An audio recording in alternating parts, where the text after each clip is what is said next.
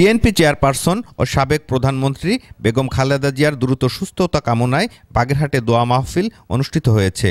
দুপুরে খানজাহান আলী মাজার মাঠে এ দোয়া মাহফিলের আয়োজন করেন বিএনপির সাবেক সভাপতি ও বাগেরহাট ২ আসনের সাবেক সংসদ সদস্য বীর মুক্তিযোদ্ধা MAH সেলিম। অনুষ্ঠানে বক্তারা বেগম জিয়ার সুস্বাস্থ্য ও দীর্ঘায়ু কামনা করেন। একই সাথে দেশের সার্বিক উন্নয়ন, শান্তি এবং স্থিতিশীলতার জন্যও দোয়া করা হয়।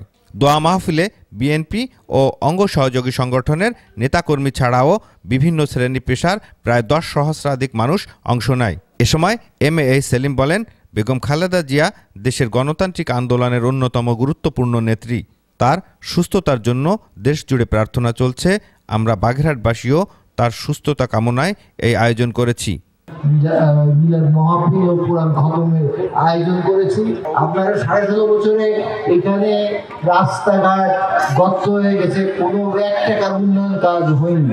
আর ৫ বছরে আমি যে উন্নয়ন কাজ করে দিয়েছিলাম, এটা কিন্তু আমার অবদান না, এটা কিন্তু সম্পূর্ণ আমাদের দেশনেত্রী বেগম খালেদা জিয়ার অবদান। এর আগে সকাল থেকে পবিত্র কোরআন খতম করা হয়। আমিরুল হক বাবু, ATN বাংলা, বাগেরহাট।